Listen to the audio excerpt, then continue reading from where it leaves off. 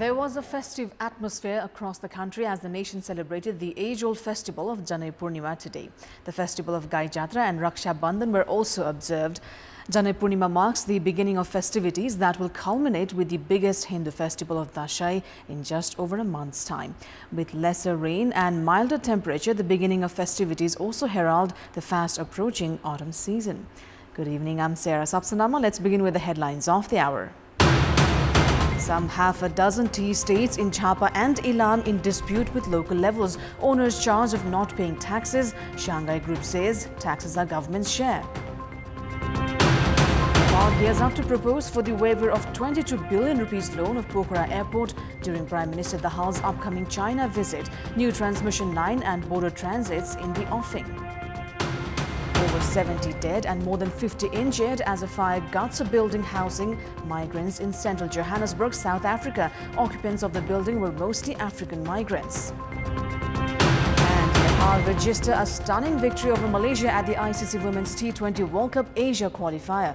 Malaysia bowled out for 79 runs while chasing 85 runs for victory. The country's tea sector has witnessed a series of controversies in recent days. Amid disputes regarding the Giri Bandhu tea estate that spread out in an area of over 41,000 ropanis of land, a new controversy has emerged where 6 local levels in eastern districts of Chapa and Ilam have claimed that over half a dozen owners of tea estates have yet to clear their taxes. The then government during the Panchayat era 50 years ago had established the Nepal Tea Development Corporation in over 42,000 ropanis of land spread in Chapa and Ilam. The popular brand Tokla along with Baradashi tea began production in Chapa while Ilam saw 4 tea estates in Kanyam, Soktim, Chilikot and Ilam municipality. This, on the upside, generated employment for thousands of workers. However, as the multi-party system began, many tea estates were privatized as the corporation's tea estate was also leased out to a private individual 23 years ago. The government at the time had sold 65% of shares to Purushottam Lal Shanghai from the Triveni Group as Shanghai agreed to pay the government 260 million rupees for the shares. Voices are now growing as the local levels have questioned why the corporation has yet to clear the taxes. Corporation Chair Subhash Shanghai meanwhile argued that since the land belonged to the government, it was the government's responsibility to pay the taxes. On top of the ongoing dispute, questions are also rife on the legitimacy behind the privatization of a government land. Bimal Koirala, who was the chief secretary when the agreement was signed between the then government and the Triveni Group, says it is clear in the agreement that the tea estate would be leased out, adding that a proper monitoring was needed and that a new agreement should be forced in case of any technical error. Meanwhile, analysts point out the lack of clear land policies regarding privatization of government land. The latest laws formed some 6 years ago allows leasing of government land for not more than 30 years. As per the new policy introduced by the Supreme Court, it has decided not to keep any cases pending for over 5 years. However, the cases at the Constitutional Bench of the Apex Court have remained under consideration for the past 12 years. 242 cases have been filed at the bench that has the responsibility of issuing a verdict on cases related to the jurisdiction and election of the federal, provincial and local governments, along with candidate eligibility. Questions have started being raised on the eligibility of the leadership as well as the accountability of the judiciary as these cases have failed to be concluded. Nepali Congress leader Pradeep Paudel, who was defeated in the Provincial Assembly election 2017 by 5 votes, had filed a writ at the Constitutional Bench demanding a recount of votes. The bench failed to conclude the case on time. The writ was scrapped after Paudel won the election of the House of Representatives from Kathmandu Constituency 5 in the general elections that was held last year. As per Article 137 of the Constitution, cases related to conflicts between federal and provincial government, inter-province and local government and local residents is under the jurisdiction of the Constitutional Bench. The constitutional cases reviewed by the special bench since 2011, which was before the Constitution was promulgated, have reached the Constitutional Bench now. A total of 242 cases, including 236 writs and 6 cases are under consideration at the special court. The Constitution Bench, that includes 5 justices along with the Chief Justice, sits just once a week. The Constitutional Bench is responsible to issue a verdict on writs filed against issues related to implementation of federalism and exclusion of federal rights. In the year 2017, cases related to controversies concerning the federal, provincial and local elections could not be concluded. The bench had scrapped those cases, saying there was no significance of the cases after public representatives were elected. Writs filed against former Speaker Agni Sabkota, citing his involvement in violence during the Maoist movement, and former Prime Minister KP Sharma Oli for the appointment of 72 officials by introducing ordinance related to Constitutional Council has yet to be concluded. The concept of Constitutional Council was introduced while formulating the Constitution as a crossing point between the political parties and judicial leadership. Prime Minister Pushpa Kamal Dahal has been making preparation for China visit. However, its agendas have yet to be finalized. The Ministry of Foreign Affairs has been taking suggestions from various stakeholders and experts to prepare the agendas. Construction of new transmission lines and expansion of additional border transits are set to be included in the agendas. Likewise, the government has prepared a proposal to rebate the loan of 22 billion rupees that was received from the Chinese government for the construction of Pokhara Regional International Airport and a waiver of loan taken while buying 5 Chinese aircrafts that are yet to come into operation.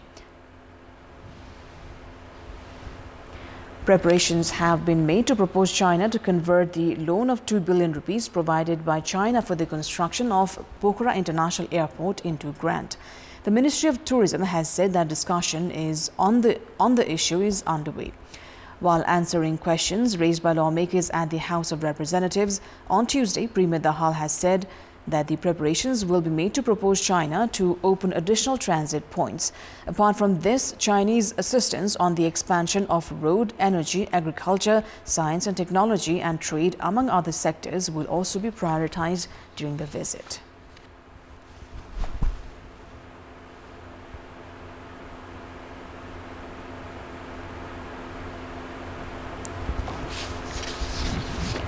The Nepal Oil Corporation has hiked the prices of petroleum products once again as per automated price tally with Indian Oil. The state oil monopoly has hiked the price of petrol by 4 rupees, price of diesel and kerosene by 3 rupees, while the cooking gas LPG has witnessed a hike of 235 rupees per cylinder. As per the new price listings, petrol will now cost 182 rupees per litre, while diesel and kerosene will set at 170 rupees per litre. Likewise, cooking gas will cost 1895 rupees per cylinder. The new price list will be effective from midnight tonight. We'll take a short break here. More news coming up. Hindu devotees across the country celebrated Janai Purnima with much fanfare today. The Hindus who put on the holy thread called Janai take a bath in the nearest river or pond early in the morning and change the Janai given by their priest to observe the Janai Purnima festival. Devotees also tie a sacred thread around their wrist on this day, which they believe purifies their soul and protects the body from evil. On this day, a special 9-bean soup, traditionally known as kwati, is prepared as part of the meal.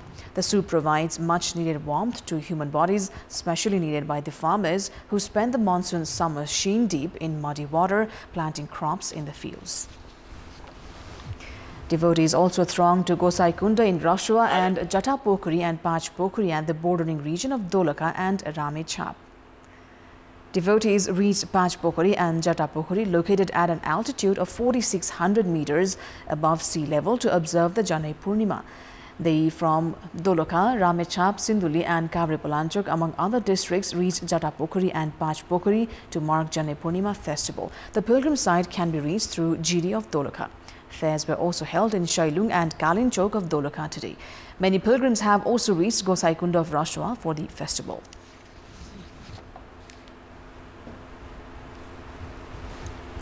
The festival of Gai Jatra was also celebrated in Kathmandu today. Usually celebrated a day after Janai Purnima, Gai Jatra this year coincided with the Janai Purnima festival. Newar communities take out rallies in the memory of the loved ones who died in the past 1 year. Some communities in Kathmandu are also celebrating Gai Jatra tomorrow. The ritual of celebrating Gai Jatra started during the Malla era, when then King Pratap Malla directed the valley dwellers to take out rallies in the memory of their kith and kins who had passed away in the past year. This was done to console the grieving queen who was mourning the death of the prince.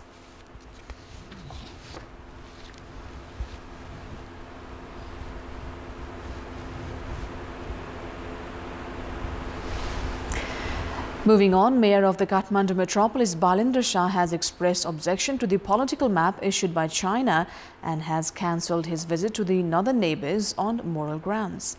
Through the digital platform Facebook, Mayor Shah expressed discontent towards the map of Nepal recognized by China and informed about the cancellation of his visit to China on moral grounds.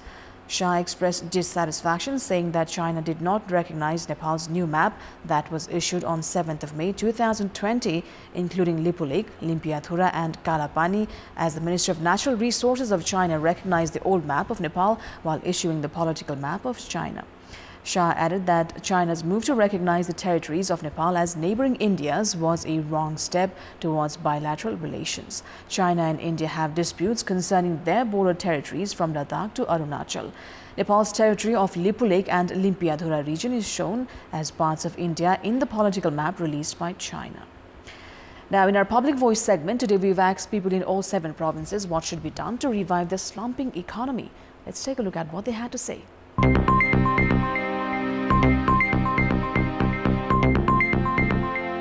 रोजगारीको व्यवस्था हुनु पर्यो लगानीको सुनिश्चितता हुनु पर्यो bank तथा वित्तीय संस्थाहरूले चाहिँ लगानीको स्तर बढाउनु पर्यो कृषि उत्पादन बढाएर आयातलाई चाहिँ घटाउनु पर्यो यो गर्दाखेरि अर्थतन्त्र सुधार हुन्छ सरकारले अब रोजगार नेपालमै दिन पर्यो अब युवतीहरूलाई हाम्रो युवकहरूलाई अब विदेश जानबाट रोक्न पर्यो आफ्नै देशमा उत्पादन भएको चिजलाई अधिकतम उपयोग गर्न हामीले सक्ने हो भनेपछि आर्थिक क्षेत्र केही स्टेपमा अगाडि बढ्न सक्छ स्वरोजगारमूलक कार्यक्रमहरू चाहिँ ल्याउनु पर्ने आवश्यक देखिन्छ देशमा भएका कलकारखानालाई सुचारू गरेर देशमै रोजगारको सिर्जना गर्नुपर्छ उद्योग धन्दा कलकारखानालाई तपाईको प्राथमिकता दिनुपर्छ सरकारले बैंकले चाहिँ धितो राखेर पनि लोन बन्द गरिया छ त्यो चाहिँ खुलाउनु पर्यो बैंकहरुले जुन लोनहरु रोकेको छ त्यो अलि अहिले खोल्दिन पर्यो इन्डस्ट्रीजलाई बढावा दिने जसले गर्दा प्रोडक्सनको भोल्युम बढ्छ विदेशबाट आयात गर्ने चीजहरुलाई निरुत्साहित पार्नु पर्छ किसानहरुले उत्पादन गरेको चीजहरु चाहिँ बजारीकरण हुन सक्नुपर्छ सरकारी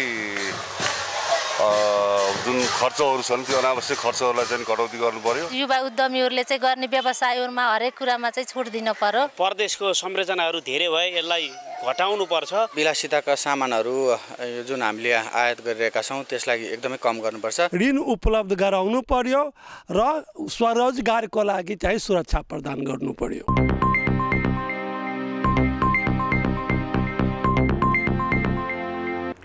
It's time now for our segment Public Pulse, where you text us with your opinion. Public Poll. But before today's question, let's take a look at the results from yesterday's poll. Yesterday we'd asked you why have the reconstruction works of the structures of historical significance damaged by the earthquake been delayed? Voted for option A, government's irresponsibility, 10% for B, no understanding of significance, and 5% for C, inadequate budget. And here's today's question. What's your take on the lack of cooperation among the 3 tiers of the government for dengue prevention? Your options are A, apathy towards public health, B, ploy to evade responsibility, and C, no clear policies. The voting is on. Type NEWS, select your option A, B or C and send it to 34001 to share your opinion with us. Let's move on to the international update.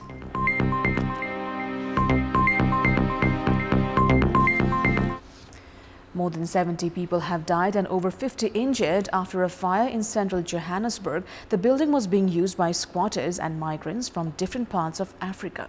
Reports suggest the occupants of the building were mostly African migrants. It has been described as one of the worst fire incidents in Johannesburg in recent history, and there are fears the number of fatalities will continue to rise as rescue workers make their way into the remaining floors of the 5-story building. It's an old building that was declared unsafe for use but had been taken over by property gangs operating in the city center who rent out rooms to scores of people per room. Such buildings are often without running water and pose a fire hazard because of the numerous illegal electricity connections needed to provide power to tenants.